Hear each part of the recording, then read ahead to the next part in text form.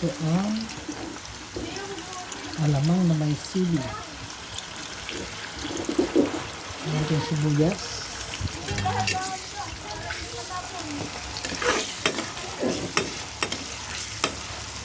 Ito yung gata ng niyog.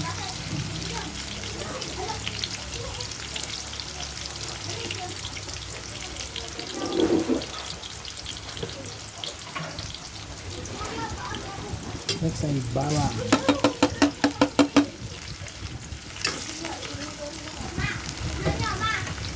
Ito ay pwedeng i-combine kahit anong ulam.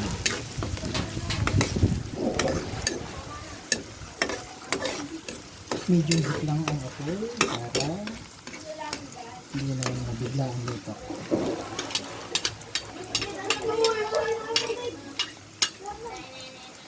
Yan po natin itong pinduya pampabango.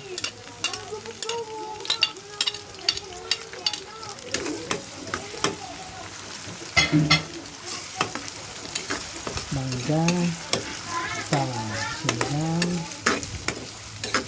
adobo, paksi. Pwede siyang combine. Pwedeng kanin at alamang lang dahil ito po ay merong pork.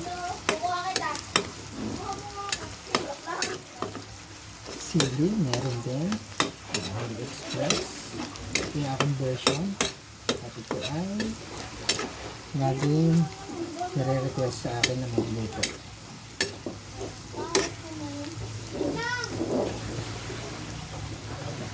Ito yung maliit sa lagi.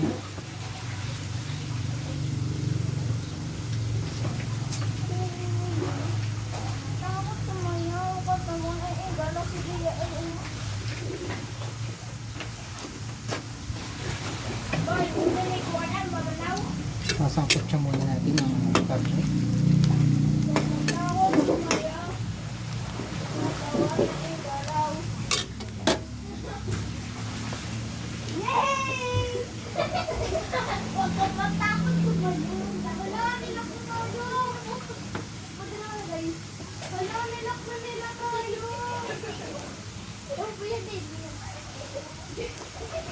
Ilang araw, kahit po isang linggo. Ayan. Pork. Yung bandang dito.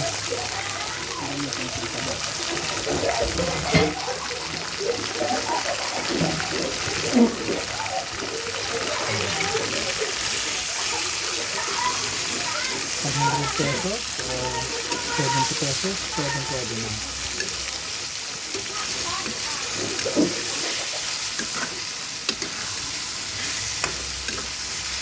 Pwede lang mas mapila ang gayat ng karne, pwede rin namang malalaki, depende sa inyong gusto.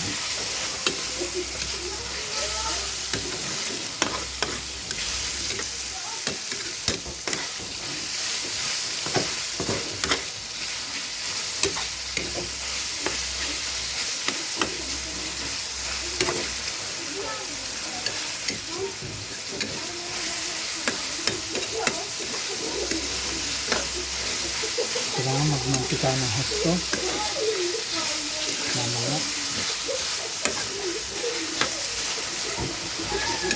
para hindi maalat ang alamang, huhugasan mo siya, kaya mo lang sa screen para hindi mawala, malaglag ng hipon. Yun lang kanyang mga tubig sa taas, yun ang tatanggal.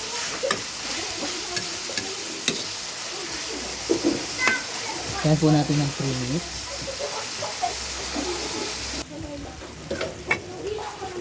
Ngayon po pwede natin ilagay ang coconut milk. Ito ibili sa balengke.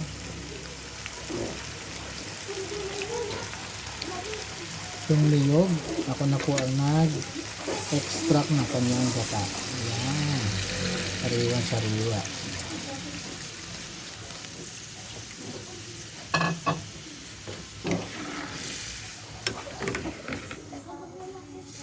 Ayan, kung muna natin kumulo up to 3 minutes.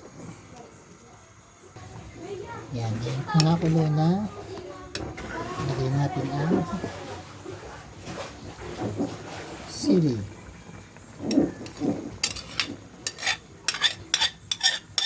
Sandali lang po kasi maluto ang alamang. 5 pisong sili, okay na po yan.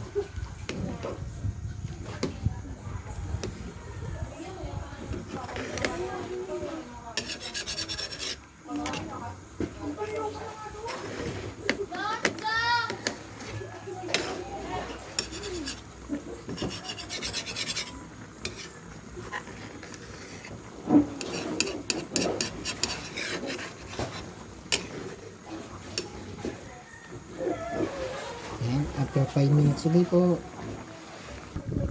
Ayan, after 5 minutes, ito na ilalagay natin. Itong alamang na ating pinalisan ng tubig.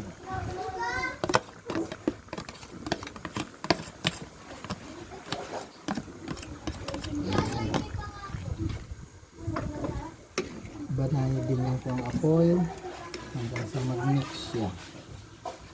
So after 10 minutes po ulit tayo. Dire-diretso lang po ang halo. Update, ayan, balance na po yung pork, coconut milk, saka yung alamang. So 10 minutes po natin gaganyanin yun. I will update ako later.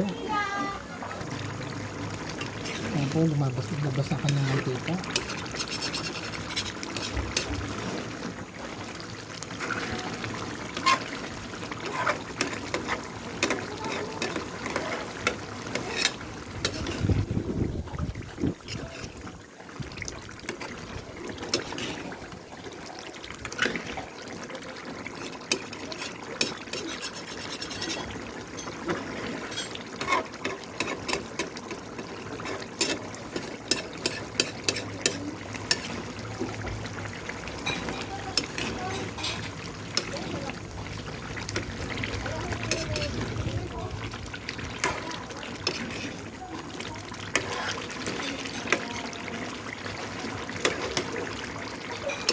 Ayan natin yung konti.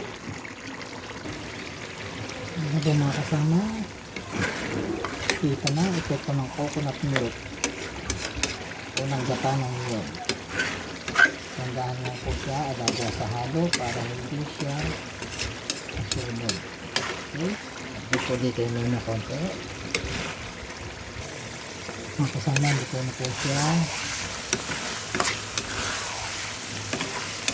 Yung 2 minutes, pwede na natin siyang halo. Alis na sa apoy.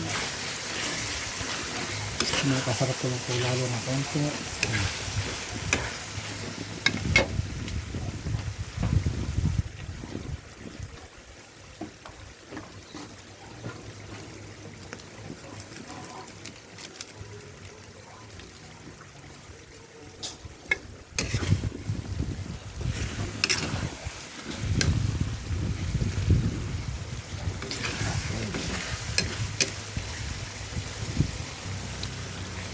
Okay, ready to serve na po siya.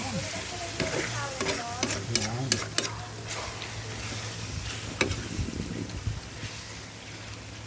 Maraming salamat po. Luto na po ang ating alamang. Ayan. Salamat.